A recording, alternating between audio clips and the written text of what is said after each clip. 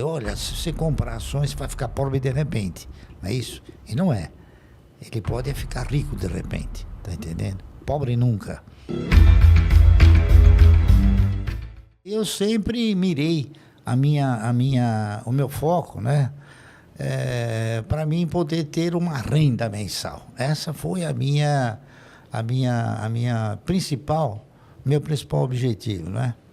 E comecei pequeno, comecei comprando, né? Insignificância, né? Então, e o brasileiro hoje ele não compra ações porque ele tem medo de entregar os seus recursos para pessoas competentes. Para você, preço importa? Bom, o preço, evidentemente, ele é um dos componentes, não é isso? Mas ele não é o único componente, não é isso? É preciso que você tenha o quê? Que você tenha um elenco de fundamentos que possam te conduzir a você exercitar uma carteira de renda mensal. A minha visão principal é carteira de renda mensal, que eu faço isso desde 1971 e vou continuar fazendo até não poder mais, tá certo? Porque é a única trajetória capaz de te conduzir ao quê? A você ter um futuro estável. O que você acha a Bolsa hoje, no nível que está? Está barata? Qual a sua opinião, Barsi? Bem, nesse contexto todo de negociação, você tem boas, mais ou menos, e ruins empresas. O importante é você selecionar as boas e investir. Só que o pessoal interpreta que investir nas ações, investir no mercado, é coisa que talvez possa ser de um ano, né? Não é. O investimento é enquanto a empresa estiver gerando bons resultados. Eu tenho, por exemplo, ações de inúmeras empresas há muitos anos, né? Eu tenho ações do Banco do Brasil que eu comprei a 60 centavos, né? Então o cidadão vai falar, pô, Barça Batá, 36, por que você não vende? Porque não é um bom negócio vender. Ao contrário, tá entendendo? Por quê? Porque o Banco do Brasil me dá sistematicamente dividendos. E o que importa numa carteira de renda mensal não é quanto ela vale, e sim quanto ela te proporciona de recursos. Porque o patrimônio, no meu conceito, ele contempla o ego. Oh, patrimônio. Mas ele não te põe dinheiro no bolso. O que te põe dinheiro no bolso é o dividendo, tá entendendo?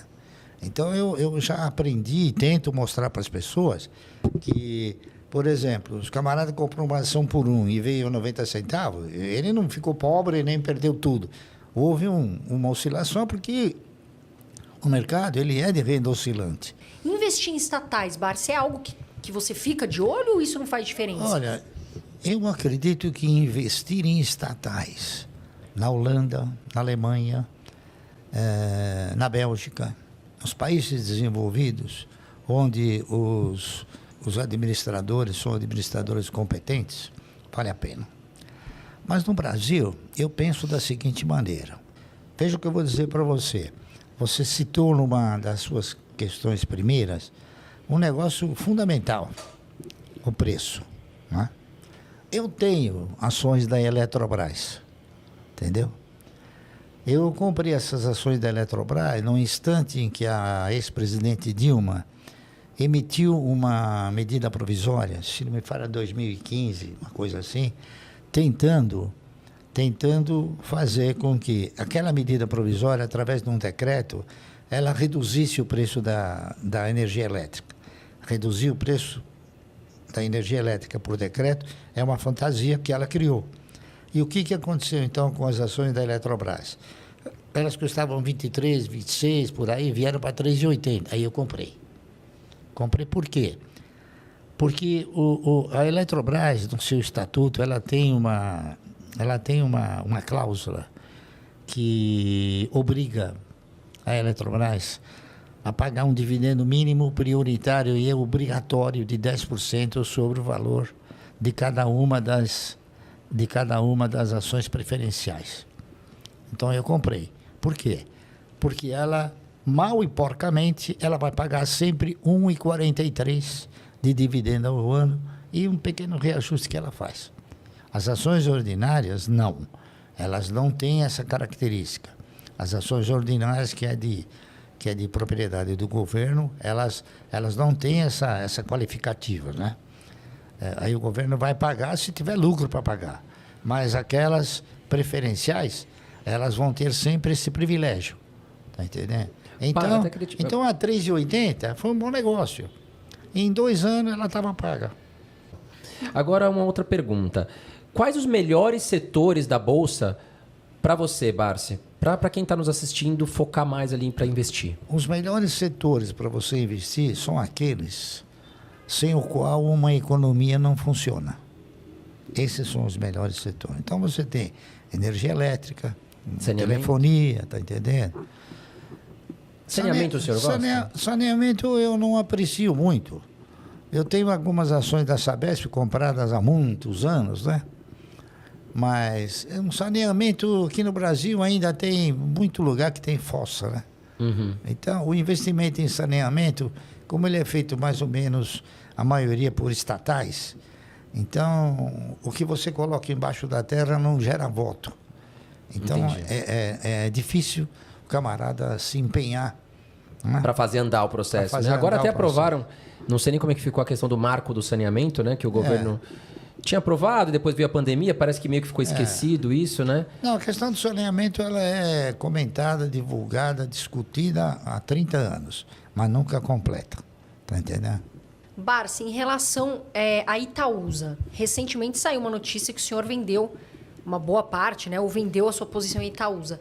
Teve um motivo especial? Porque os iniciantes, eles gostam bastante da Itaúsa. Mas eu também gosto. Só que tem uma coisa. Eu costumo, e é uma coisa interessante, eu não fico todo dia, recebi esse dividendo, recebi aquele. Quando chega no final do exercício, aí que você tem um impacto, né? Aí você pega tudo aquilo que você recebeu de dividendo e fala, eu ganhei tudo isso. Tá entendendo? Então você tem aquelas que estão na primazia e aquelas que estão na rabeira, né? Lamentavelmente a Itaúsa está na rabeira. Por quê? Porque a Itaúsa, ela foi, ao longo do tempo, igual que o Bradesco, ela foi ampliando a sua base acionária e ela ficou com uma base acionária acima, talvez, daquilo que se recomendaria para ela gerar um bom dividendo. Então, na hora que ela distribui um dividendo, o rateio é sobre muitas ações. Então, dá zero nada. Está entendendo? Então, o meu foco é o dividendo. Então, eu vi, por exemplo, teve ações que pagaram um dividendo X, ela pagou uma insignificância. Fugiu da sua metodologia, né? Então, cai fora, está entendendo? Aqui não há amores, há resultado. Está entendendo? A Itaúsa é uma boa empresa, não há dúvida nenhuma. Mas eu troquei por outra que me paga mais dividendo. Veja o que eu vou falar para você. Você e todos esses que acreditam no setor de varejo, eles são um pouco informados em termos de histórico, né? As empresas de varejo, pelo menos umas 40, quebraram. E as próximas quebrarão. O que acontece no Brasil, principalmente, é o seguinte. O setor de varejo é um setor que ele é manco. Ele não tem uma conotação confiável na sua operacionalização. Por quê? Porque o governo ele engana você e engana todo mundo, tá certo? Ele diz para você que a inflação é 8% quando é 40%. Tá entendendo? Então, o que acontece? No varejo, você compra um produto por R$1. E você fala, bom, eu vou vender esse produto em 10 parcelas ganhando 100%. Está correto? Então, você vai vender por 2. O que ocorre? Durante o transcorrer, a inflação, ela corrói de uma forma vingativa, até eu diria. Então, quando chegou na metade do caminho, aquilo que você vai receber R$2 no fim da linha, você já tem que comprar esse produto por R$2. Então, o varejo é uma atividade que você tem que estar sempre aportando recursos. sistematicamente. Barsi, quais são 3 empresas que o senhor não tira da carteira? Desde que o senhor começou a investir, o senhor pretende ficar com elas até o final?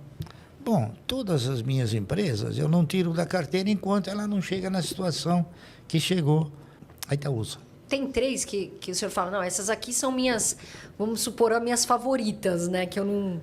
Não é que eu não questão vou de tirar. serem favoritas, é que são empresas que geram um resultado excelente. Então, por exemplo, a Klabin é uma delas, não é isso? Você tem ideia de quantos anos tem a Klabin? Mais. 130 anos. 130. Nossa, Quer eu não dizer, imaginava, eu ia falar ela uns é mais 70. velha do que muitas ações estatais, Petrobras, né? Tá entendendo? E é uma empresa que se mantém diante de uma estrutura extremamente bem configurada, entende? E é uma empresa que ela remunera de uma forma sistemática, não é isso? Ela paga dividendos sistematicamente. Então é um negócio que é muito saboroso, eu diria. Né? Tá entendendo? E outras 2, Barsi? Bom, eu diria também o Banco do Brasil, porque o Banco do Brasil, ele é a única empresa estatal que tem um bom dono, que se chama Previ. Tá entendendo? Porque ela também é uma empresa controlada pelo governo, né? O governo mas ela tem a Previ. E a Previ não são os políticos, são os ex-funcionários, entendeu? Então há uma preservação muito mais eficiente no caso do Banco do Brasil. E uma terceira empresa também, eu diria a Unipar, da qual eu faço parte como membro do conselho, né? Que são atividades que são importantíssimas numa economia, tá entendendo? Então, essas 3 aí eu digo que são importantes. Mas eu tenho outras também que são importantes, né? E que eu também não declinaria porque tenho absoluta certeza que elas nunca vão me decepcionar. Entendeu? Agora a gente está vendo a taxa de juros em 12,75% e com uma expectativa de subir mais, né? Como que o senhor vê a renda fixa? Porque muitos investidores agora estão falando, vou sair fica aquele gira-gira de carteira, vou para a renda fixa, vou sair da renda variável. Como que o senhor enxerga a renda fixa? Eu respeito todos aqueles que acham que nesse país existe renda fixa. Sabe por quê? Porque a renda fixa não existe. Existe perda fixa. Se você for fazer uma avaliação correta do seu poder de compra entre dia 2 de janeiro e 30 de dezembro, você vai ver que o seu poder de compra, a perda desse poder de compra, é no mínimo 2 vezes superior àquilo que a renda te oferece. Então, vamos supor, você aplica no dia 2 de janeiro numa renda fixa. No fim do ano, você vai ganhar 10%, 12%. Só que você perdeu 24%. Entendeu? Então, não tem renda fixa. Você mal consegue reajustar o dinheiro. Enquanto que nas ações você tem essa possibilidade. E é uma pena que o brasileiro, né, muitos brasileiros que não sabem como começar, estejam com o dinheiro ainda muito na poupança, né? Poupança. Infelizmente, nosso país é o que é. Tá entendendo?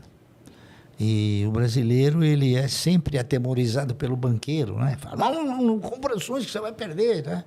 Mal sabe ele que ele perde na renda fixa. E tem um negócio interessante até de se comentar, né? Quando o Collor, ele assumiu o governo, a primeira coisa que ele fez foi mudar o padrão monetário, né? Ao mudar o padrão monetário, ele tirou o cruzado e instituiu novamente o cruzeiro. O que ele fez?